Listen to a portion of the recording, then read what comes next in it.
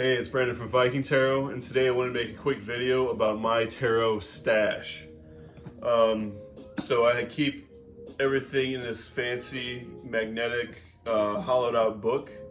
I got this at the Enchanted Attic in Main Street, St. Charles. They have like a lot of cool books, tarot decks, and incense and all that good stuff. A very witchy store.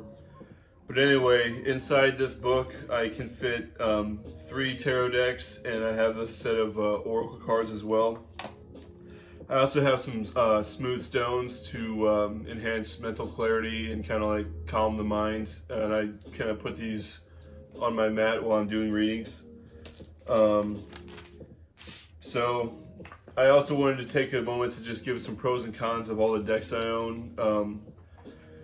As you practice tarot, the more decks you get, the more kind of perspectives, and it kind of broadens the range of readings you can give, because each deck, coffee and cookies. Each deck kind of has their own symbolism and their own take on certain cards. For example, like the symbolism in the Marigold Tarot, where it's all knives, rings, and skeletons and skulls. And then you have something like Dragon Tarot, full of like dragons, colorful, kind of more old school illustrations. And then the Wild Unknown Tarot, it's hand drawn by this artist, Kim Cranz. This is actually my first tarot deck. I got this on Amazon, and that's what started the whole thing.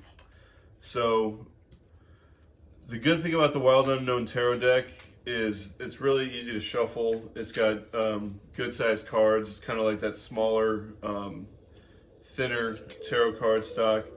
But the best thing is the illustrations and how, obvious isn't the right word, but kind of how self-explainable these cards can be. If I was forced to do tarot in front of like a live audience, really high stakes, high pressure, this is the deck I would pick out of all of them. Not only because it's the one I learned with, but just the artwork is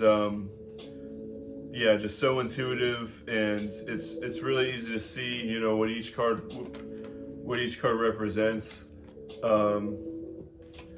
And people compliment all the time that it's really nice to look at, and really refreshing hand-drawn, colorful art. Dragon Tarot is kind of a deck that's harder to read. I would say this is my hardest to read deck of all of them. While the symbolism is cool and the old school artwork, I'll just throw up a few here. Like this is Strength, really colorful, old school. Kind of like hand-drawn aesthetic, but given that the symbolism is kind of harder to interpret and it's less intuitive than the Wild Unknown, like this is the Ten of Swords, for example. So the card's a little bit more plain, but the inherent meaning is there. And what will really unlock this deck's potential is learning the symbolism of the dragons, the colors of dragons, the posture of dragons.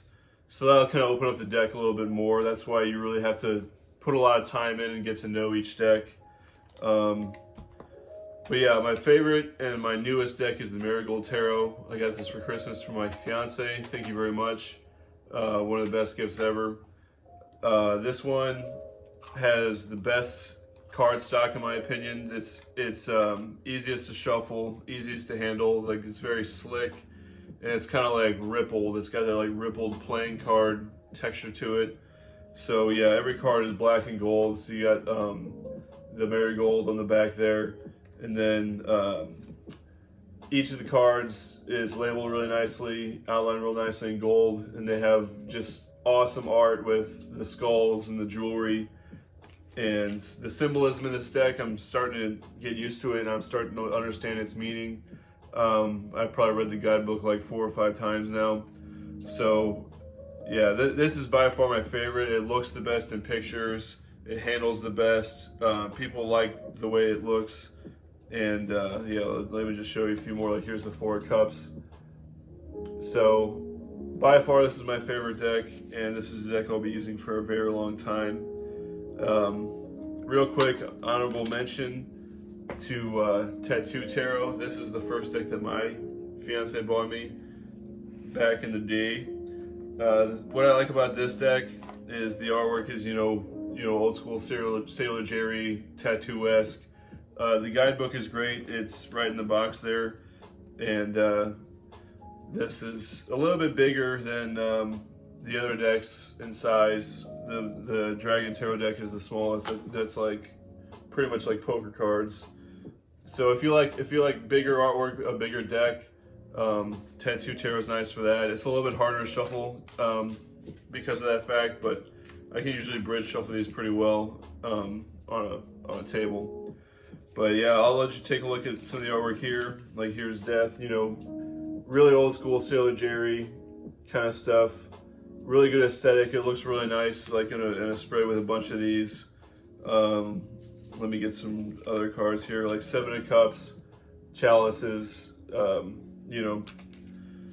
artwork, cool colors, and let me grab one more good one. Yeah, like here's the Fool.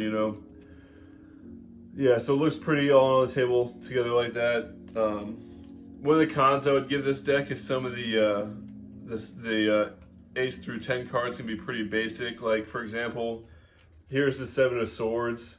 That's like the card of like trickery, betrayal, and lies. It's kind of like six swords stabbing another sword in the back. So it's not like not the greatest symbolism I've seen for a Seven of Swords, but that's the only thing I would knock about this deck is you kind of really have to be on your meanings and know what the cards inherently mean, because the symbolism is kind of lacking compared to the other decks I've showed you. And finally, I know a lot of people are going to give me crap for this, but here's my mat that I practice on. I don't like to mess up my cards on grimy tables, dusty tables, so I always roll out my mat. This is actually a Dragon Ball Z collectible card game world champion mat I received in Texas. I finished 23rd in the world out of like a couple thousand entries in the Dragon Ball Z collectible card game in 2016. So fun fact there. Well, if you made it this far, thank you for watching, and I hope you enjoyed this video. If you have questions about these decks, or if you're thinking about purchasing any of these decks, leave a comment below and I can talk more about them. And I highly suggest getting yourself a nice little hollow book or anything else to keep your cards in. It's not good to keep your cards out in the open. It kind of compromises like their energy and like the bond you have with the deck. So I always keep them sealed away, sealed up good in the closet or on a bookshelf. So take really good care of your cards and they'll take care of you. So until next time, see you in the next video.